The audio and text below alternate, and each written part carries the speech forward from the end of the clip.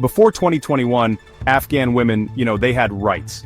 I mean, basic human rights like the right to work, to get an education, to exist in public without a man telling them what to do. They were doctors, lawyers, teachers, business owners. They were a vital part of Afghan society. Then the Taliban waltzed back into power like they owned the place, and overnight, Afghanistan became a real-life Handmaid's Tale.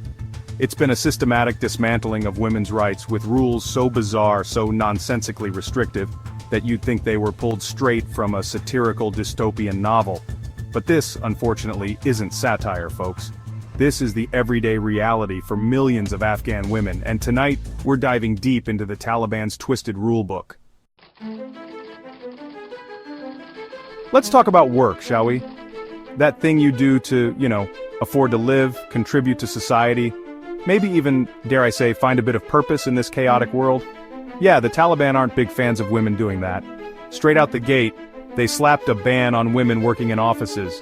Imagine being told, yeah, you can't earn a living anymore, just stay home and, knit something? Then it got even more ridiculous.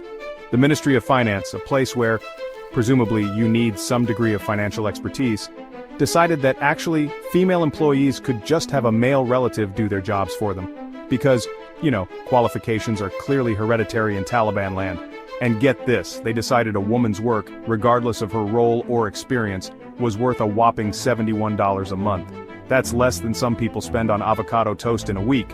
But why stop at office jobs? The Taliban shuttered businesses owned by women because apparently, female entrepreneurship is a threat to their fragile masculinity. Beauty salons? Gone. Bakeries? Shut them down. It's almost comical if it wasn't so utterly tragic. Education, that wonderful thing that empowers people, that opens minds and creates opportunities.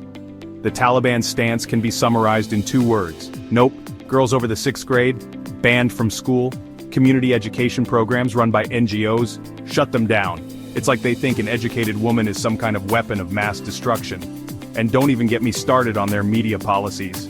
Female TV presenters have to cover their faces, because apparently the sight of a woman's nose is just too scandalous for their delicate sensibilities. In some provinces, women's voices can't even be heard on the radio. It's like they're living in the dark ages where women are to be seen and not heard, but also not really seen either. And God forbid a woman dares to use social media. In some places they're banned from using Facebook, Twitter, TikTok, all those platforms where young people waste time and share cat videos. The horror. Imagine being denied the right to post a blurry selfie with a Valencia filter. The Taliban clearly believe that if they control what women see, hear and say, they control their minds. It's a level of patriarchal paranoia that's both pathetic and terrifying. Chapter 3. Public spaces? Not for you, ladies. Right, let's talk about public spaces, the places where, the public is meant to, exist. Parks, gyms, historical sites, all those lovely places are off limits to Afghan women under Taliban rule. Want to enjoy a nice picnic in the park? Not if you have 2 X chromosomes, you don't. Feel like working on your fitness? Tough luck, because gyms are now apparently dense of female iniquity. And God forbid you try to expand your mind by visiting a historical site.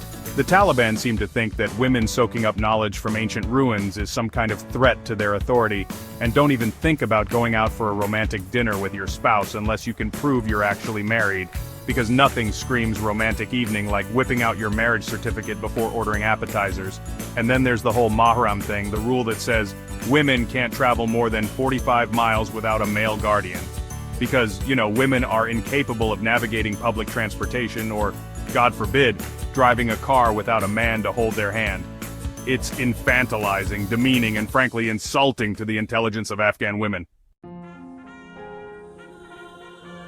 Chapter 4. Your body, their rules. You'd think that even the Taliban would understand the importance of healthcare. Sadly, you'd be wrong. In some areas, women can't even visit a doctor without a mahram. It's like the Taliban are stuck in the Victorian era, where women's health concerns were treated as hysterical imaginings. And in Kandahar, young unmarried women are completely banned from seeking medical help. Because, nothing says moral society like denying healthcare to women who need it. But it gets weirder. The Taliban are obsessed with controlling how women look.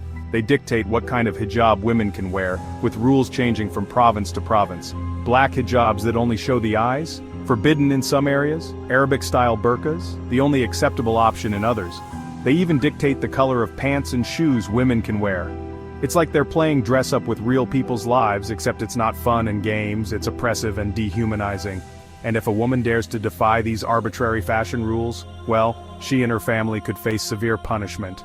Because nothing says we respect women like threatening their loved ones over the color of their clothes.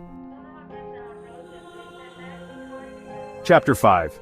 The absurdity knows no bounds. And just when you think it can't get any more ridiculous, the Taliban up the ante on crazy. In Takhar, women are banned from eating at restaurants. Not just from working at restaurants, mind you, but from even setting foot in one as a customer. Because apparently the mere presence of a woman enjoying a meal might cause a culinary black hole to open up and swallow the entire restaurant. And in Herat, families were told that women must perform a ritual washing before getting a service at a beauty salon. So, on top of being banned from owning salons, women now need to perform a religious ritual just to get a haircut. It's like the Taliban are actively trying to win a most absurd and oppressive regime award. And in Kandahar, women were accused of faking illnesses to visit cemeteries and health centers. Because, you know, those are the hottest spots for a fun day out, right? The Taliban's solution? Punishing male family members if their female relatives don't behave. Because nothing says we value personal responsibility like holding men accountable for the actions of their female relatives. It's a level of illogical, misogynistic madness that's almost impossible to comprehend. Outro: don't look away. The Taliban's treatment of women isn't just about controlling their clothes or their movements. It's about erasing them from public life entirely. These women, once symbols of progress and resilience, are being systematically silenced and confined.